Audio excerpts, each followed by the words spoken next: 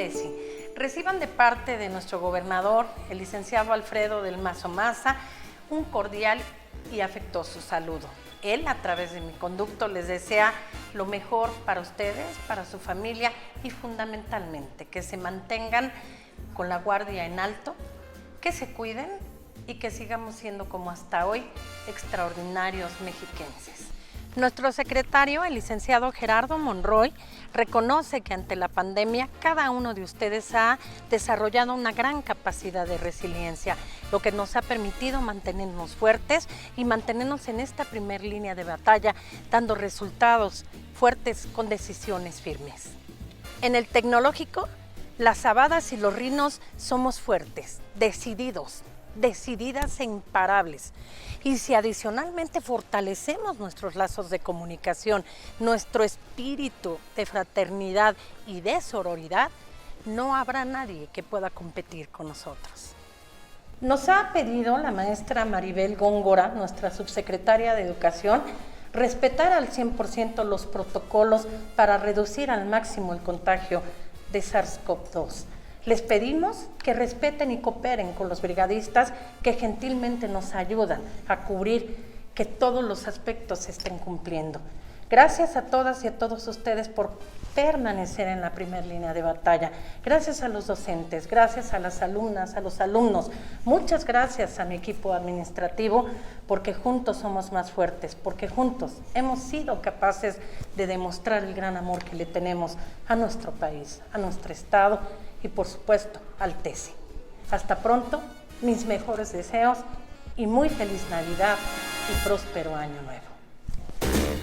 ¡Feliz Navidad y próspero Año Nuevo!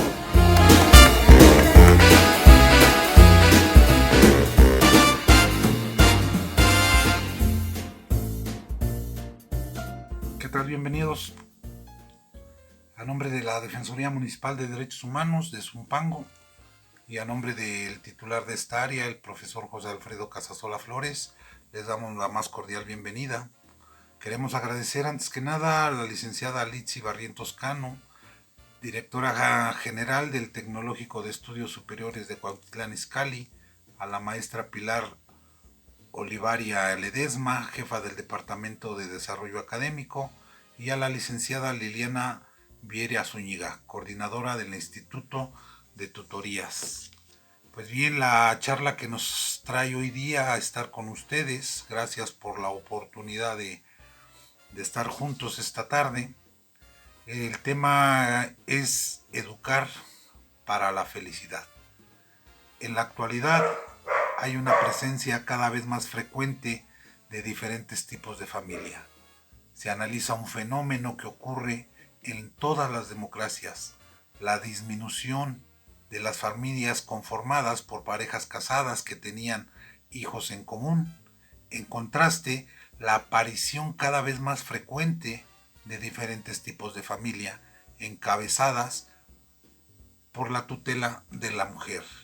La calidad de vida también incluye, entre otros aspectos, vivir en un entorno natural, en un ambiente de seguridad libre de violencia, además de los vínculos de apoyo y solidaridad que son necesarios para el desarrollo de la propia personalidad. Se trata de analizar la relación entre las estructuras de familia y el bienestar de la población, más allá del concepto tradicional de educar basado en la adquisición de conocimientos. El aprendizaje es un proceso de adecuación al medio, a un entorno que cada vez es más competitivo y en el que una correcta educación de las emociones es esencial. La felicidad forma parte de la denominada educación emocional. Más allá de ser un sentimiento, es un concepto abstracto y posiblemente difícil de definir.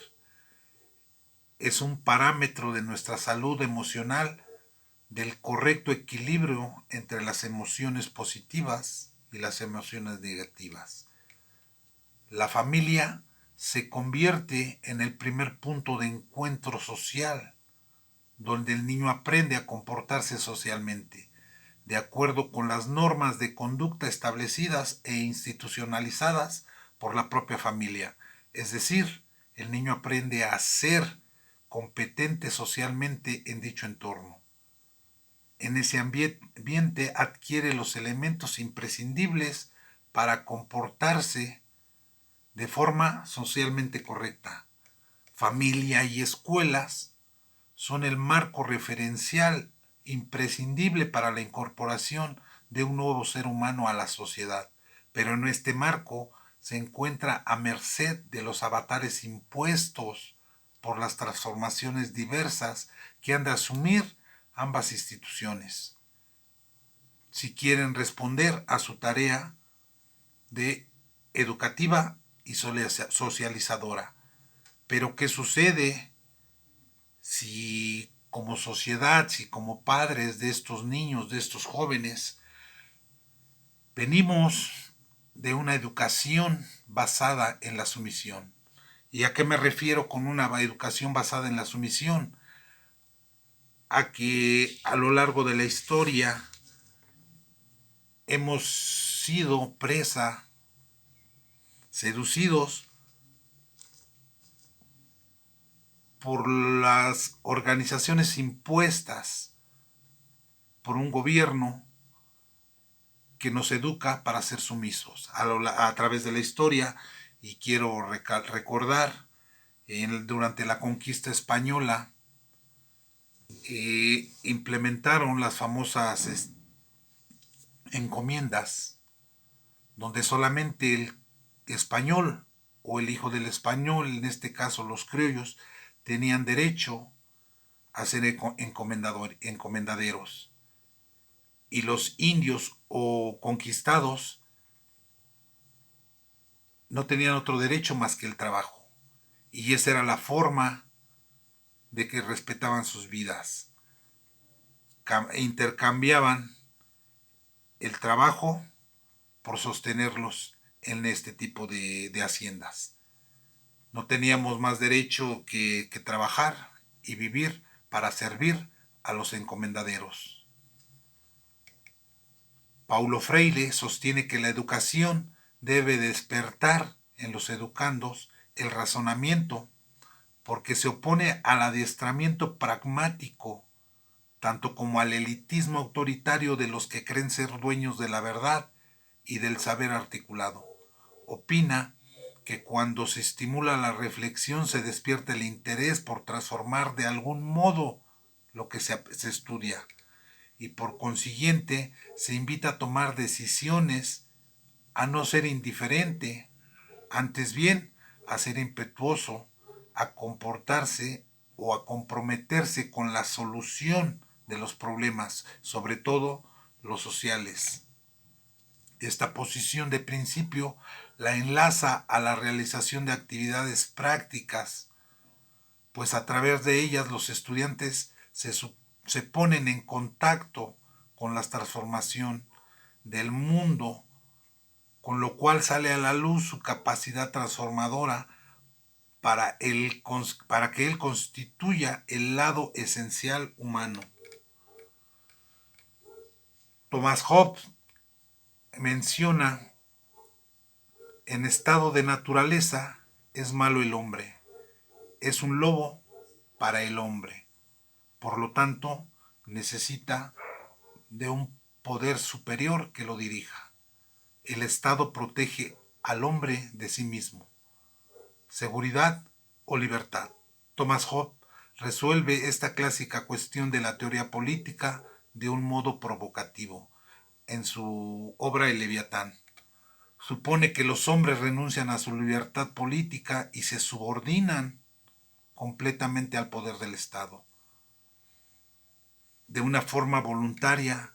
Sin embargo, este es un alto precio para garantizar la seguridad física y vital, la posibilidad de conseguir bienestar y adquirir propiedades. Solo puede garantizarse si un Estado soberano, centralizado, fuerte y absoluto regula la política. La teoría de Hobbes está basada o influenciada en la guerra civil inglesa. Pero esto va mucho más allá de esto. Esta es la primera vez que una estadística afirma que los hombres crean su propia sociedad, firmando un contrato social. Esta es la idea como base de convivencia humana que es moderna y liberal. Con ello, desaparece la noción de un Dios como creador y garante de un Estado. Si bien el Estado debe estar en concordancia con los fundamentos cristianos, la Iglesia no puede ser influencia en él. La base del Estado es la razón y también la base de la filosofía de Hobbes.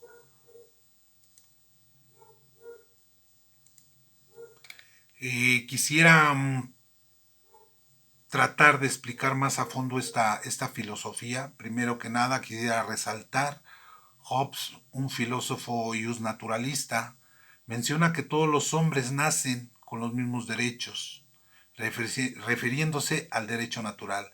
Significa que por medio de la razón se mantenía un equilibrio universo, cultura y naturaleza. Considerado también, como un contractualista.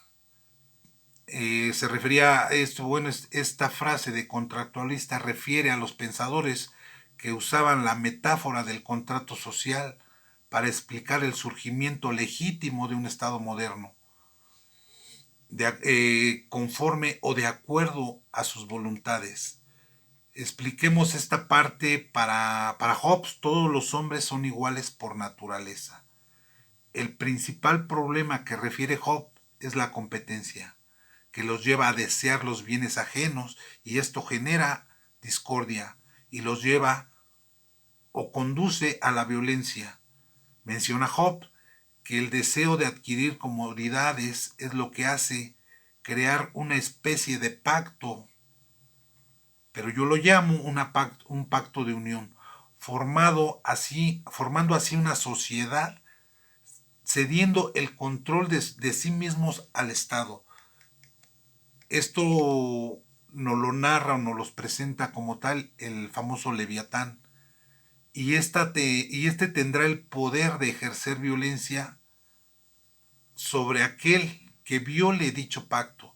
Termina Hobbes mencionando que el Estado es la suma de voluntades, es decir, contiene a todos los hombres y al mismo tiempo domina sus voluntades, colocando el poder político por encima de todo. El poder político es la protección de la propiedad privada y preserva el orden en la sociedad. Esto a lo largo, como les comentaba hace unos segundos, a lo largo de la historia se ha convertido en la forma de dominación. Y una forma de dominación que forma o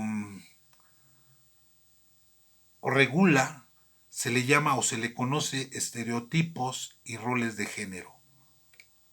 Todas las sociedades se estructuran y constituyen en base a su cultura, en un entorno a la diferencia sexual de los individuos que la conforman, la cual determina también el destino de las personas, atribuyéndole ciertas características y significados a las acciones que unos u otros deberán desempeñar. Se espera que desempeñen o se conformen con ello. Los roles de género son conductas estereotipadas por la cultura, por tanto pueden y deben ser modificadas, dado que son tareas o actividades que se espera que realice una persona por el sexo al que pertenece. Por ejemplo, tradicionalmente se le asigna a los hombres el rol productivo y disciplinario, y a las mujeres un rol de cuidado, ternura y sumisión. De aquí que surgen los conceptos de masculinidad y feminidad, los cuales determinan el comportamiento y las funciones, las oportunidades, la valoración y las relaciones entre hombres y mujeres. Es decir, el género responde a construcciones sociales, susceptibles, les mencionaba yo, a modificarse. Dado que han sido aprendidas, en consecuencia, el sexo es biológico y el género se elabora socialmente. De manera que ser biológicamente diferente no implica ser socialmente desigual. Jacques Rousseau pensaba que el hombre es bueno por naturaleza y que es la sociedad quien lo corrompe. Se trata de una sociedad en la que se enseña a las personas desde pequeñas a competir para obtener lo máximo posible, sin un objetivo más claro que el acumular riquezas y privilegios. Si retomamos esto, Hobbes nos mencionaba que el hombre es malo por naturaleza y Jacques Rousseau nos menciona que el hombre es bueno por naturaleza. Quisiera dejarlo en cada una de sus mentes, en cada una de sus opiniones. Por un lado, Hobbes nos menciona que el hombre renuncia a su propio derecho y cede la toma de decisiones a un Estado. Y ese Estado ha creado, impuesto los famosos estereotipos y roles de género, que son una forma de dominar y hundir en la sumisión a un pueblo. Por otro lado, Jacques Rousseau pensaba que el hombre es bueno por naturaleza y que es la sociedad quien la corrompe. Es una cuestión de analizar, pero a mí me gustaría que ustedes mismos cuestionasen si estos roles de género que hemos arraigado a lo largo de la historia, donde se nos enseña, les comentaba, venimos de una educación basada en la sumisión, y estos roles nos enseñan a que tenemos que vivir de determinada forma, de determinada manera que fue impuesta por los roles sociales, donde nos enseñan que el hombre tiene asumida ciertas tareas y la mujer ciertas tareas. ¿Qué sucede si en un hogar predomina la violencia? Y no solamente física, puede ser emocional, puede ser abandono. Mencionaba hace unos minutos que el primer encuentro social de un niño, de un joven, es la familia. Y si esa familia está basada en la sumisión, en la violencia o el abandono, ¿dónde ese niño va a encontrar la guía para ser un buen ciudadano? ¿Dónde va a encontrar la guía para defenderse de un Estado donde le asigna o nos asignan tareas, roles?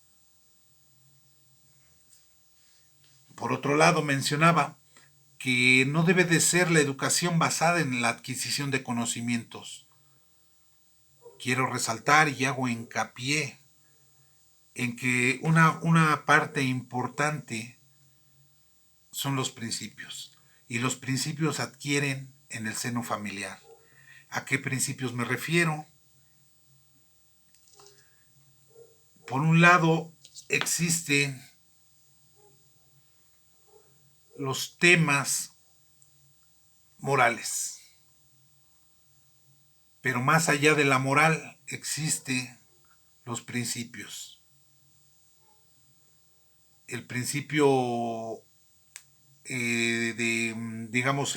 uno de los principios más importantes sería ser empático. Sería que el joven, el niño en cuestión, respete un entorno social, un entorno, como mencionábamos al inicio de esta charla, cada vez hay mayor pluralidad de familias, compuestas, descompuestas, integradas, desintegradas, pero siguen siendo y seguimos siendo parte de esa sociedad dañada, lastimada por años, hundida en la sumisión. En base a la escuela, adquirir conocimientos, se puede desarrollar diferentes teorías que cuestionen la manera que el Estado ha sobrellevado, ha impuesto la forma de vivir a un ciudadano. Pero los principios que deben de emanar de la familia son los que le permitirán no doblegarse, no volverse parte de. ¿Y a qué me refiero? Muchas veces en las escuelas el sueño de todo padre es que su hijo sea profesionista. Pero si este profesionista no tiene los principios necesarios para enfrentar un leviatán como tal, pues al tener los conocimientos, al tener una carrera, se va a volver parte de este leviatán. Y entonces lo que él consideraba que era malo, que era cuestionable, la forma de gobernar, la forma de dirigir, la falta de esos principios, y ahora al pertenecer a ese leviatán, pues ahora ya no le parece tan malo. ¿Y qué sucede con los jóvenes, los niños que vienen en ese entorno que les mencionaba, de abandono, de entornos de violencia, que no encuentran los principios emanados de una familia? Ese joven, ese niño, acaban siendo parte de la violencia. Esto a lo largo de la historia nos va a llevar y nos lleva a tener un resentimiento social, que yo quisiera preguntarles y los invito a observarse y a observar a los demás. Si en su primer círculo de familia encuentran en una mirada, en una sonrisa, la felicidad, independientemente si son profesionistas o si son obreros. La cuestión en este sentido, y resalto el tema de esta tarde, es educar en base a la felicidad, no educar en base a profesionistas. Al no alcanzar, al no adquirir, al no tener, a no ser parte, nos ha llevado a guardar un rencor social, donde es más importante la venganza que cambiar su situación. Están dispuestos a perdonar todo a quienes los vengue. El discurso del cual se alimentan haga manifestación pública de esa condición. El resentimiento social colectivo lo provoca una situación donde está presente la desigualdad, la corrupción, el ejercicio abusivo, discrecional del poder. A nivel individual se expresa en impotencia, rencor, odio y un rechazo total. El resentido considera que los culpables de su situación son los demás. Es común que los resentidos socialmente se victimalicen y desde esa condición rechacen, tengan razón o no, el sistema a quienes consideran son sus victimarios. Su frustración, desesperanza, generan una actitud que los hace propicios, y resalto esta parte, que los hace propicios a escuchar a líderes religiosos, a líderes populares y a dirigentes políticos, que prometen sacarlos de su situación. Lo ven como su única posibilidad. quiero entrelazar todo esto, quiero tratar de dejarlo un poco más claro. A través de la conquista española se nos impuso, se nos dominó con las famosas encomiendas. Años después, al liberarnos de España, por X situaciones, por no ponerse de acuerdo, por no ceder, pues lejos de legitimizar un gobierno absolutamente mexicano, pues le damos cabida a un gobierno francés. Y me refiero a famoso Maximiliano, que nos vino a gobernar después de independizarnos de España. Esto nos ha traído a conformar, a ceder, como lo mencionaba Job, nuestra voluntad, a no podernos dirigir como nosotros mismos, le cedemos esta capacidad, este derecho a un Estado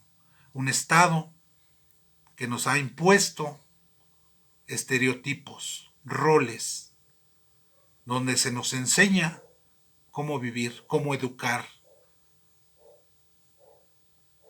Pero esto lo hemos hecho en la sumisión,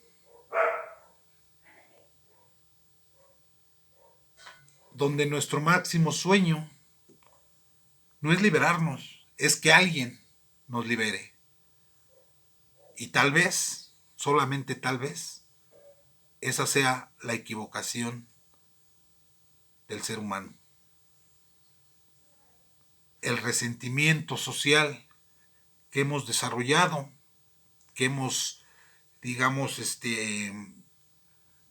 permitido que crezca en nosotros mismos, ha entregado a esta sociedad personas violentas, personas que son seducidas por unos grupos de delincuenciales. A diario se observa asaltos, actos de agresión. Y ese chico o ese joven, supongo yo o quiero creer yo, que tiene padres. Desgraciadamente, el rencor social que siente ese padre, esa madre, ha llevado a este chico a cometer esos actos, ese abandono, esa violencia, y no me refiero a la física, esa violencia psicológica, ese abandono emocional de ternura, ha permitido que su chico haya sido seducido y entregado a grupos delincuenciales. Es tiempo de repensar y ver en qué parte, en dónde se está fallando, si en el seno de la familia, si en las escuelas. La adquisición de conocimientos no garantiza buenos ciudadanos.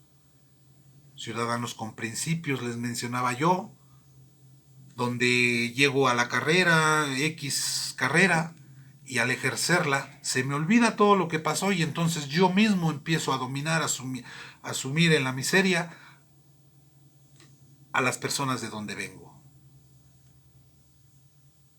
Al llegar a obtener lo que me puse como meta, se me olvida estos principios.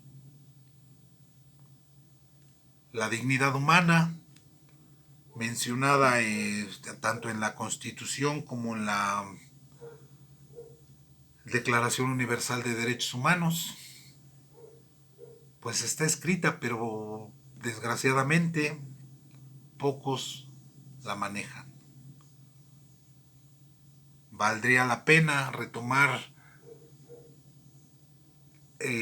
mente, corazón y vida en saber si estamos educando a nuestros hijos.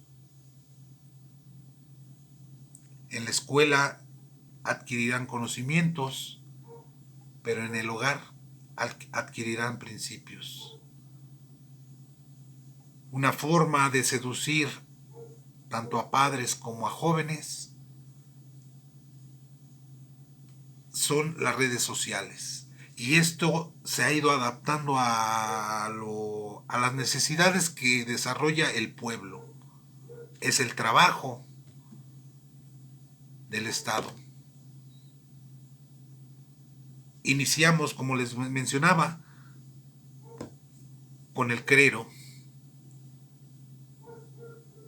donde nos vendían la idea de que si sufriste en esta vida, eres pobre, eres sumiso, te vas a ganar el cielo, te vas a ganar la vida eterna.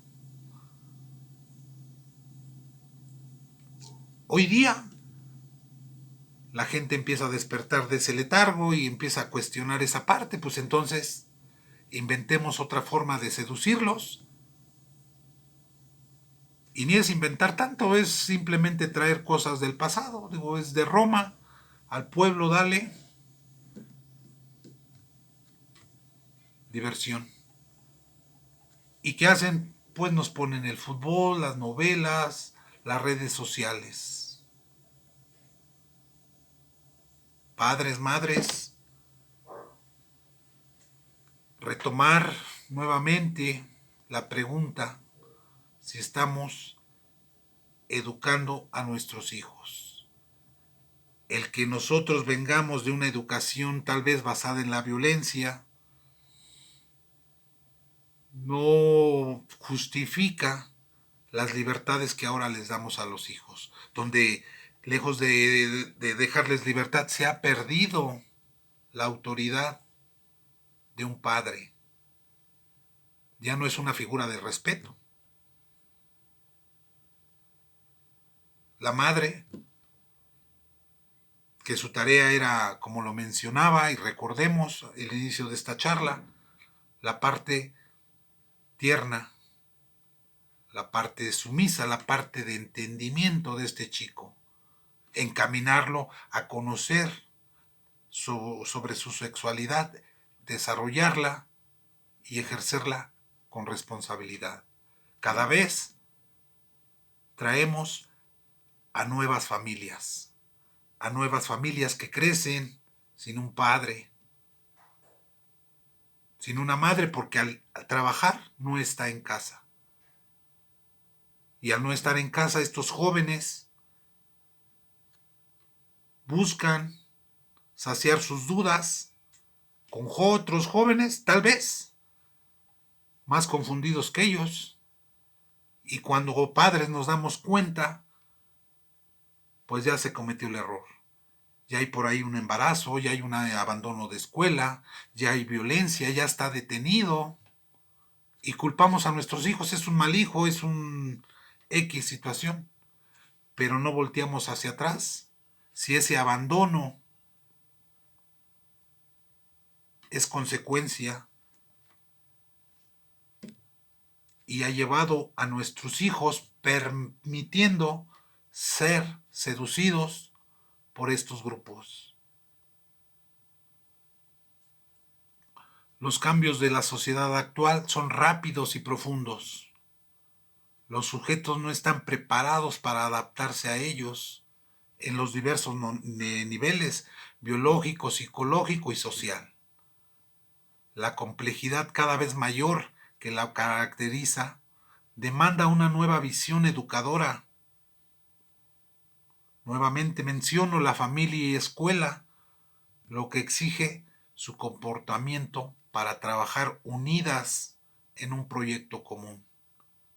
El objetivo principal de esta aportación es crear un espacio de reflexión sobre la necesidad de tomar conciencia de la importancia de la formación en educación familiar para ayudar a los profesionales de la educación y a los padres a mejorar las relaciones escuela-familia como una medida de calidad de enseñanza y prevención del fracaso escolar.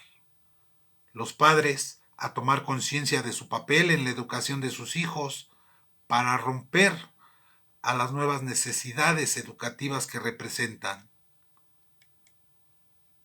Estos cambios que afectan la educación familiar se sitúan en dos planos, interno y externo. En el interno, la familia necesita un marco de referencia para guiar, orientar, educar a nuestros hijos, porque sumergida en un mundo cambiante cuya inestabilidad e incertidumbre fomenta inseguridad, miedo. Se encuentran confundidas las viejas creencias, los valores vividos. En definitiva, la educación recibida no les sirve para educar a estas generaciones. En lo externo, la familia se encuentra en medio de contrastes ante los cuales se siente sobrepasada y se pregunta cómo responder a las demandas de sus hijos, que están fuera de los esquemas de sus propias experiencias vividas. En este contexto, la familia tradicional parece desdibujada, ha perdido sus antiguos puntos de sustentación. Se han venido abajo los grandes pilares que sostenían sus creencias y cimentaban los roles atribuidos a los diferentes miembros de la familia. Por ejemplo, el hombre, en su figura de padre, no representa la autoridad como pilar y fuerza. Como mujer, la figura de madre no representa el amor como pilar y sumisión y abnegación. La sexualidad no representa lo puro y misterioso como pilar de reproducción. Esta situación le impide saber plantear pautas educativas que respondan a las necesidades actuales de sus hijos.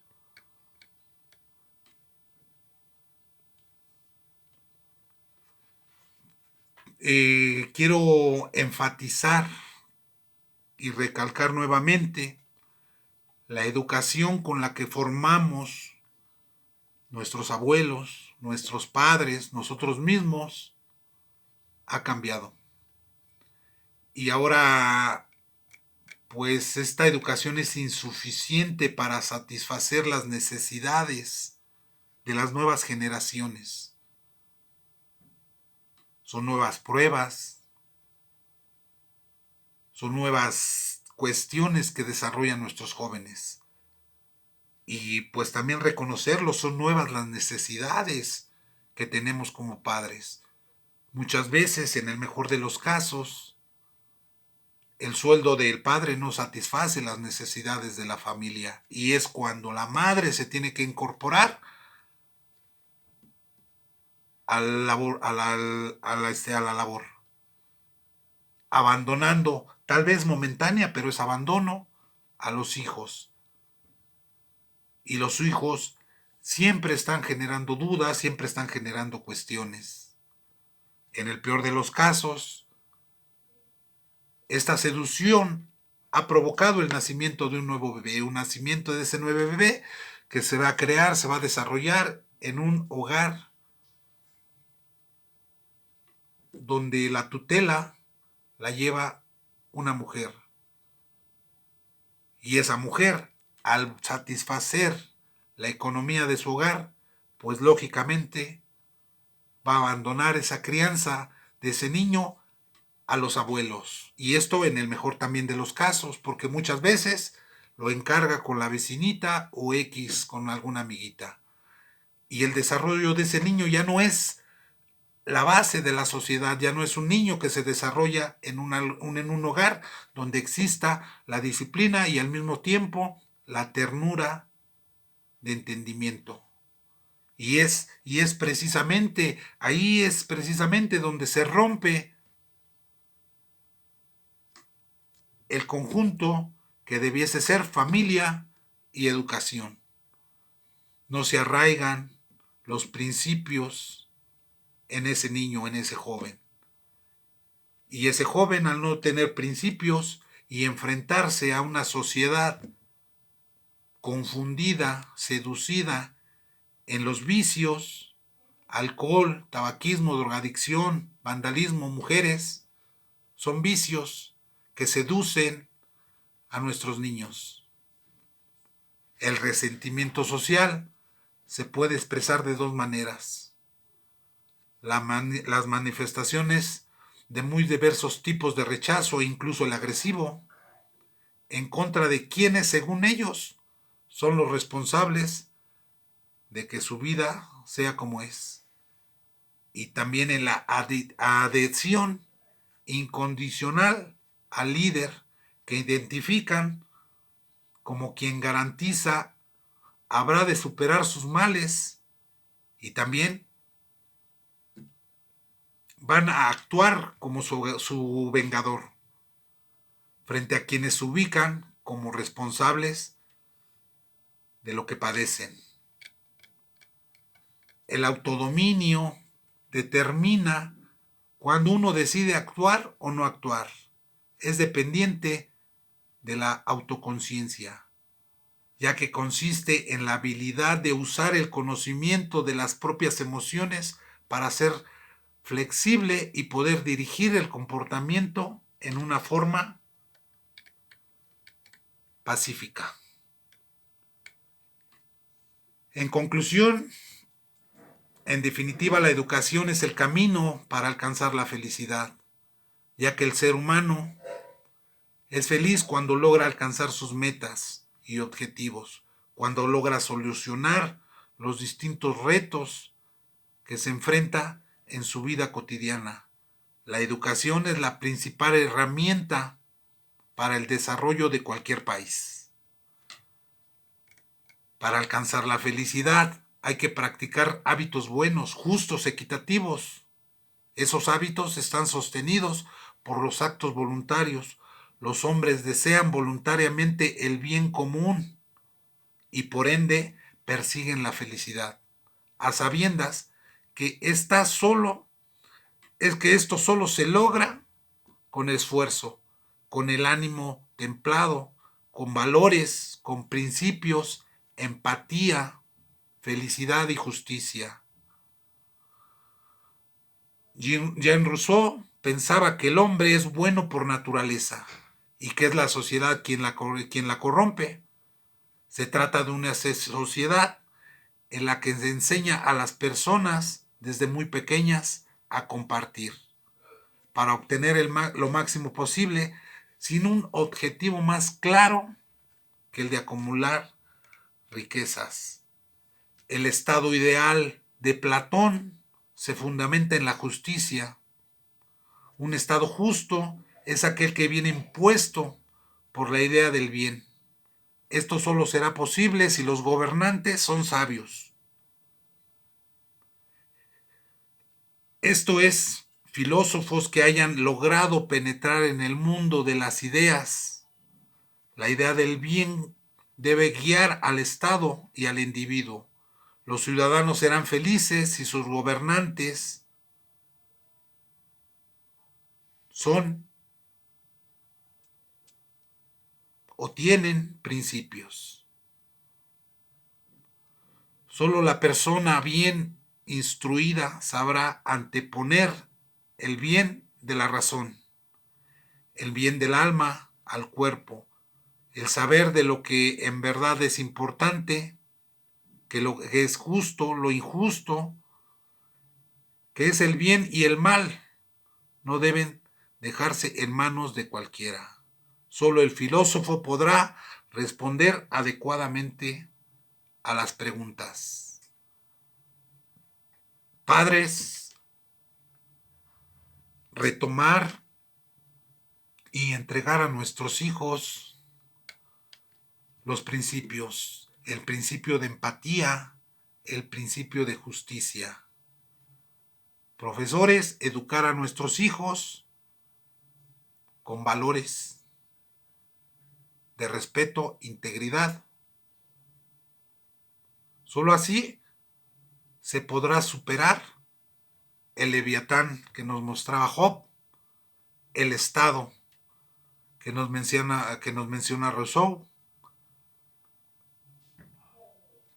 Por mi parte, pues es todo. Espero pues no haberlos aburrido.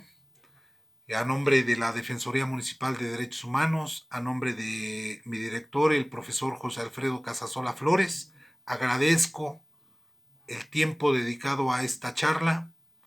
Agradezco nuevamente a la licenciada Litsi Barrientos Cano por la oportunidad de estar con ustedes, por la oportunidad de aportar un granito en busca de educar en base a la felicidad. Gracias.